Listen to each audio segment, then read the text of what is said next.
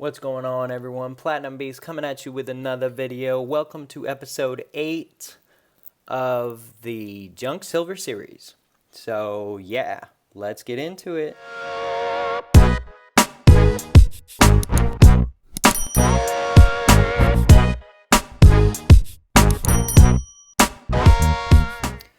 Okay guys, so as you can see, I've got the Standing Liberty quarters here. These are all my Standing Liberty quarters so far. And I want to talk to you a little bit about the Standing Liberty quarter today. So, this is my full tube so far, and this tube is almost complete, but not quite. So I'll go ahead and show you this tube. One interesting thing about the Standing Liberty quarter is the design was created in such a way that the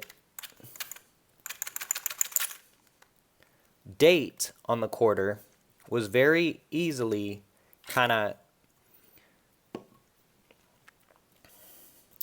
worn away.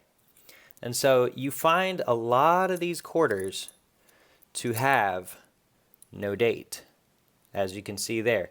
That little date portion right there wore away so easily, so quickly on these quarters that most of the ones you find are going to be dateless.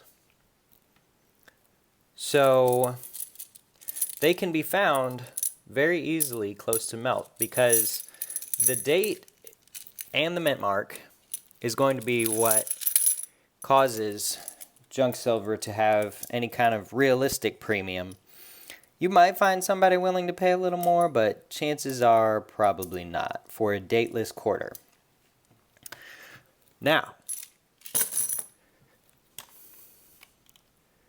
in regards to dated Standing Liberty quarters, and as you can see, I've got dateless right there. I've got a couple extra dateless that don't really go in there, but I just don't have any other place to put them. But so these quarters have the dates on them. So as you can see there, it's a 1926. I don't know what happened to this coin. It looks like somebody stamped it with something or something. But that's a 1926 Standing Liberty quarter.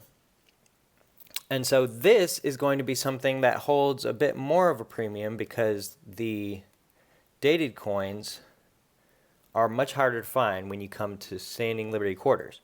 Now, I only buy these things close to melt. So most of the dated ones I get from my LCS for 50 cents over spot.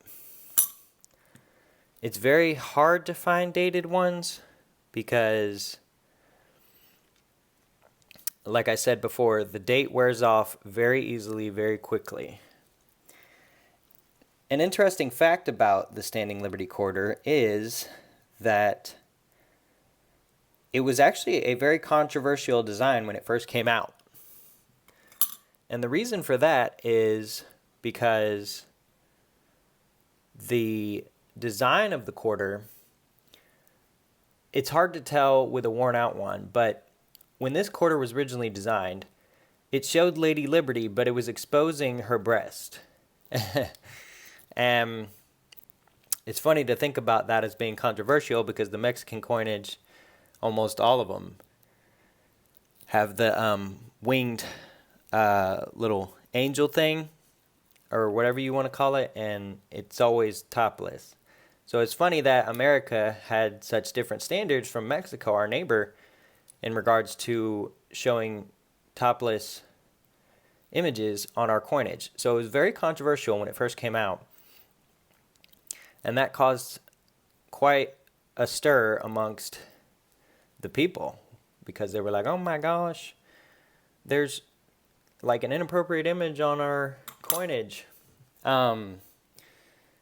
Obviously, there's a debate amongst people as to whether or not, you know, women that are shown to be topless, if it's truly true art form, whether or not it's technically should be considered inappropriate.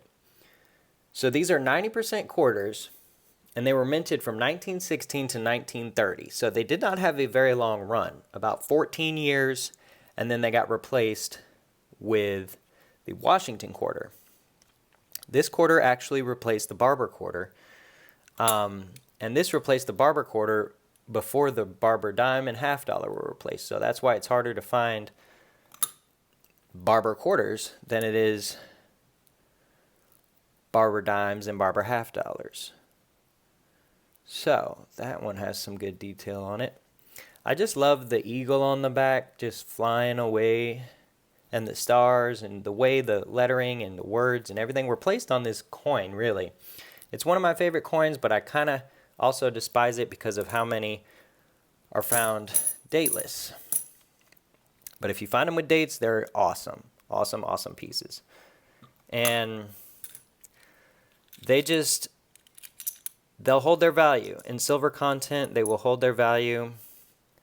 That one looks like it was cleaned pretty thoroughly. And so does this one. This one's super polished, cleaned, whatever you want to call it. The mint mark, let's see if we can get it on there.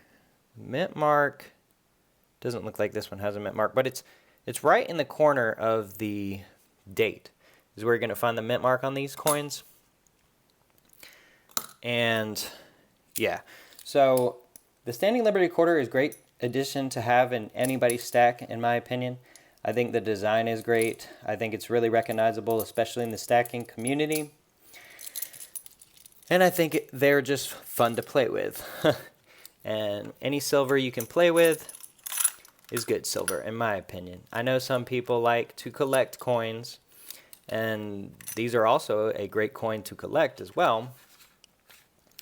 But if you're stacking and you're thinking about getting the Standing Liberty quarter, or if you don't know about the Standing Liberty quarter, I highly suggest picking some up. They are just cool to look at. They have a really cool design, and they were minted for just very few years when it comes to quarters. And so they're a cool thing to have, and they're a cool thing to hold. And you guys know me. I talked about it a little bit in my full stack video, but when coins are slick, a lot of people don't like them. They're like, oh, they've lost their silver content. But in my opinion, I love the slick coins. I love how smooth they are, how they feel in the hand, and everything. So if you don't have Standing Liberty quarters in your stack, I suggest picking some up. They also made this in gold in 2016 when they came out with this Centennial Gold series. The US Mint did. So if you're looking for a pristine condition one, you can go and find a pristine condition one. They usually hold a extreme price.